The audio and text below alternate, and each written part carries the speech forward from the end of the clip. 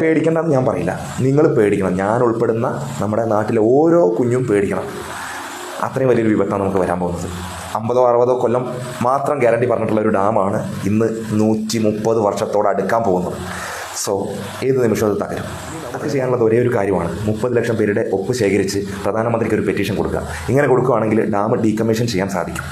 So ഇതിനോടകം 15 ലക്ഷത്തിലധികം ആളുകളുടെ സിഗ്നേച്ചർ ആ ഫോമിൽ വന്നിട്ടുണ്ട്. അത് നിങ്ങൾക്കും ചെയ്യാം, ഞാനും ചെയ്യുന്നുണ്ട്. അതിന് വേണ്ടിയിട്ടുള്ള ലിങ്ക് ഞാൻ ഡിസ്ക്രിപ്ഷനിൽ കൊടുക്കും. കൂടാതെ അതിൻ്റെ QR സ്കാനർ എങ്ങനെ കിട്ടുവാണെങ്കിൽ ഈ ഡിസ്പ്ലേയിൽ ഞാനത് ആഡ് ചെയ്യുന്നുണ്ട്.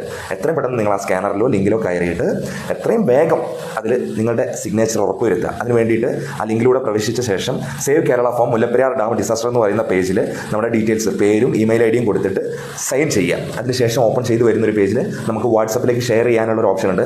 ആ വാട്സപ്പ് വഴി നമ്മുടെ സുഹൃത്തുക്കൾക്ക് ആർക്കെങ്കിലും ഷെയർ ചെയ്ത് കൊടുത്ത് അവരോടും സൈൻ ചെയ്യാൻ പറയാം. ഇതോടുകൂടി നമ്മുടെ ആ ഒരു പ്രോസസ്സ് കംപ്ലീറ്റ് ആവും. സിമ്പിളായിട്ടുള്ളൊരു കാര്യമാണ്.